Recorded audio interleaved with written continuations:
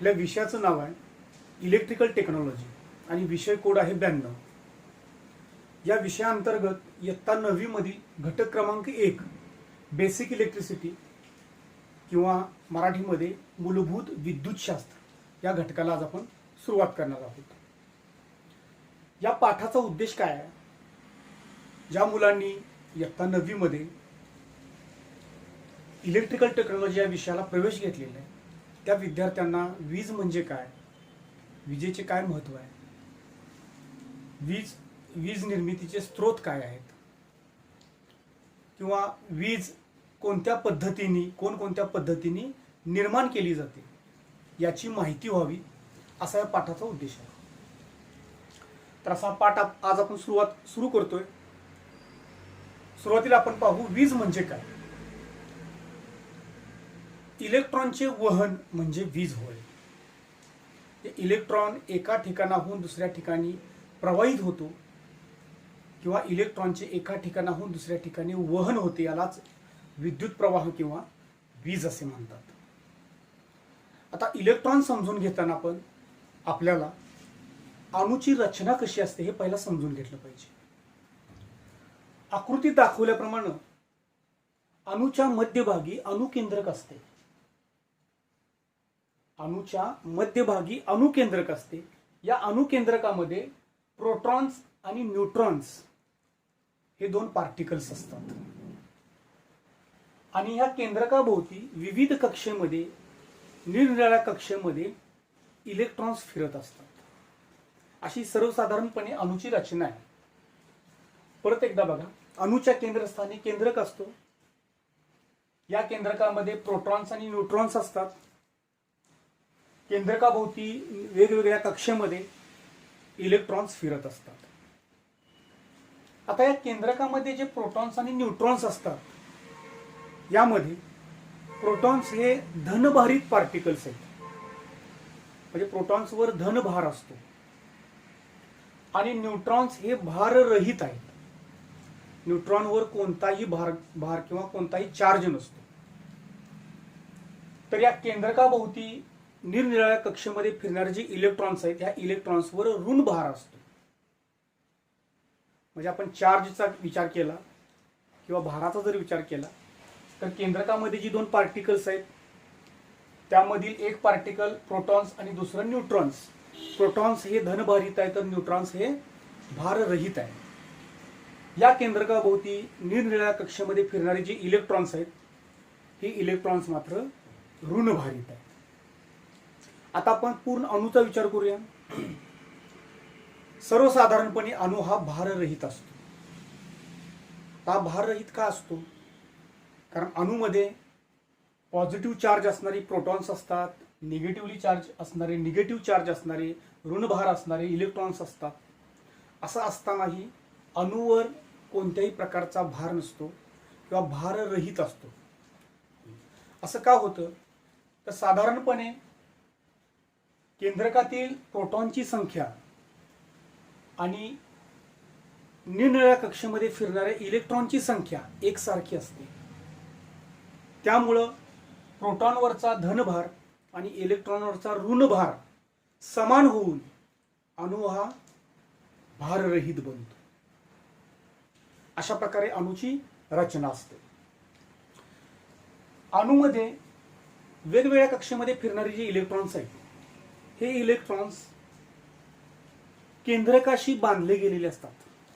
म्हणजे अणुकेंद्रक आणि कक्षेमध्ये फिरणारे इलेक्ट्रॉन्स आहे याच्यामध्ये आकर्षण बल असतं.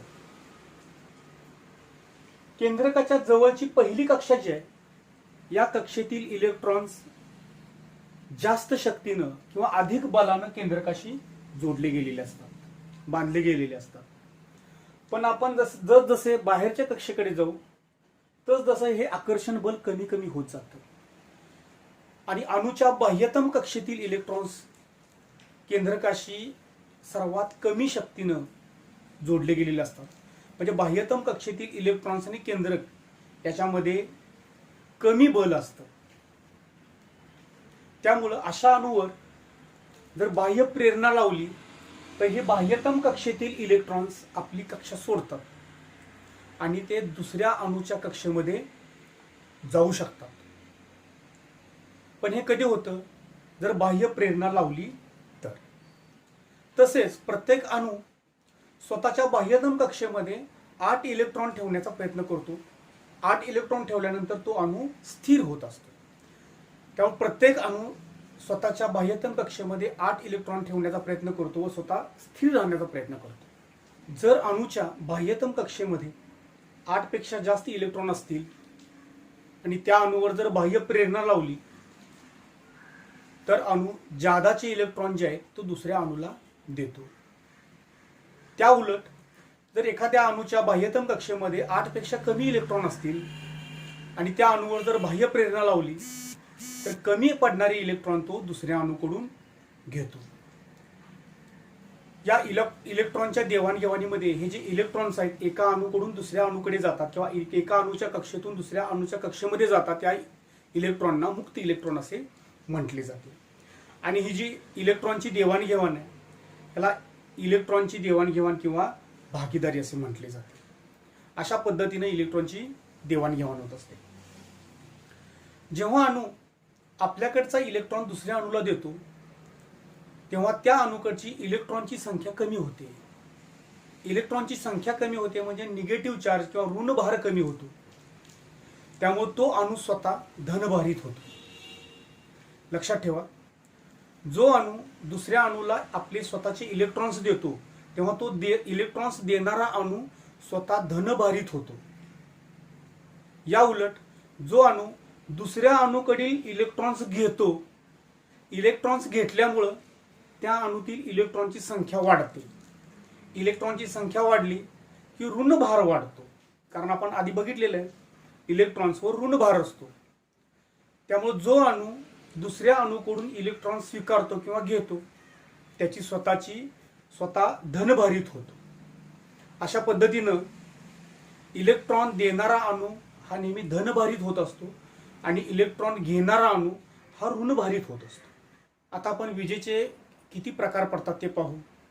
विजेचे मुख्य 2 प्रकार पडतात. पहिला प्रकार आहे स्थिर विद्युत आणि दुसरा प्रकार आहे प्रवाही विद्युत. स्थिर विद्युत कशाला म्हणायचं? तर इलेक्ट्रॉनच्या देवाणघेवाणीस पूरक असणाऱ्या अणूपासून बनलेल्या वस्तूच्या घर्षणाने, परावर्तनाने किंवा स्पर्शाने एक वस्तू धनभारित होते व दुसरी वस्तू ऋणभारित होते. यालाच स्थिर विद्युत असे म्हटले जाते. आता ही वस्तू, ज्या वस्तूच आपण घर्षण करणार आहे ती वस्तू कशी असायला पाहिजे? इलेक्ट्रॉनच्या देवाणघेवाणीस पूरक असणाऱ्या अणूपासून बनलेली वस्तू असायला पाहिजे. म्हणजे इलेक्ट्रॉनच्या देवाणघेवाणीस पूरक असणाऱ्या अणूपासून बनलेल्या वस्तूच्या घर्षणातून, परावर्तनातून किंवा स्पर्शातून एक वस्तू धनभारित होते तर दुसरी वस्तू ही ऋणभारित होत असते. यालाच आपण स्थिर विद्युत असं म्हणतो. आता ही स्थिर विद्युत जो आहे तो आपल्याला पडताळून पाहता येतो, परंतु त्या विद्युत करून कोणत्याही प्रकारचं कार्य करता येत नाही. हा विद्युत स्थिर आहे, या विद्युतचं वहन होत नाही. हा विद्युत एका ठिकाणाहून दुसऱ्या ठिकाणी प्रवाहित होऊ शकत नाही. तर असा हा पहिला प्रकार आहे विजेचा, स्थिर विद्युत. विजेचा दुसरा प्रकार आहे प्रवाही विद्युत. आता ही प्रवाही विद्युत म्हणजे काय ते पाहू. जी विद्युत ऊर्जा एका ठिकाणाहून दुसऱ्या ठिकाणी वाहून नेता येते व तिच्याकडून आवश्यक ते कार्य आपल्याला करून घेता येते त्या विद्युत ऊर्जेला प्रवाही विद्युत ऊर्जा असे म्हटले जाते. प्रवाही विद्युत ऊर्जा म्हणजे काय? परत एकदा लक्ष देऊन ऐका. जी विद्युत ऊर्जा एका ठिकाणाहून दुसऱ्या ठिकाणी वाहून नेता येते तसेच तिच्याकडून आवश्यक ते कार्य करून घेता येते. स्थिर विद्युत ऊर्जेच्या बाबतीत तसं नव्हतं. स्थिर विद्युत ऊर्जा ही पडताळून पाहता येत होती, पण त्या ऊर्जेकडून कोणत्याही प्रकारचं आपल्याला कार्य करून घेता येत नव्हतं. पण प्रवाही विद्युत ऊर्जा एका ठिकाणाहून दुसऱ्या ठिकाणी प्रवाहित होत असते, विद्युत ऊर्जेचं वहन होत असते. त्यामुळे त्या ऊर्जेकडून आपल्याला आवश्यक ते कार्य आपण त्या ऊर्जेकडून करून घेऊ शकतो. तर अशी ही प्रवाही विद्युत ऊर्जा. याचे एक उदाहरण आपण बघू शकतो. एक ऋणभारित वस्तू आपण घेतली. ऋणभारित वस्तू याचा अर्थ असा आहे ऋणभारित अणूपासून बनलेली वस्तू. ऋणभारित अणू आपण मागाशी बघितल्याप्रमाणे ज्या अणूंनी आपल्या स्वतःचे इलेक्ट्रॉन्स दुसऱ्याला दिलेले ते अणू धनभारित होतात आणि जे अणू दुसऱ्याकडून इलेक्ट्रॉन्स घेतात ते अणू ऋणभारित होतात. मग अशा धनभारित किंवा ऋणभारित अणूपासून बनलेली वस्तू म्हणजे विद्युतभारित वस्तू. तर अशी धन विद्युतभारित एक वस्तू घेतली आपण आणि दुसरी ऋणभारित वस्तू घेतली आणि या दोन वस्तू जर विद्युतवाहक तारेनं जोडल्या तर ऋणभारित वस्तूकडे असणारे जादाचे इलेक्ट्रॉन्स विद्युतवाहकामधून धनभारित वस्तूकडे वाहतात किंवा इलेक्ट्रॉनचं ऋणभारित वस्तूकडून धनभारित वस्तूकडे वहन होते. अशा पद्धतीनं प्रवाही विद्युत म्हणजे जी विद्युत ऊर्जा एका ठिकाणाहून दुसऱ्या ठिकाणी वाहत जाते किंवा इलेक्ट्रॉनचा प्रवाह एका ठिकाणाहून दुसऱ्या ठिकाणी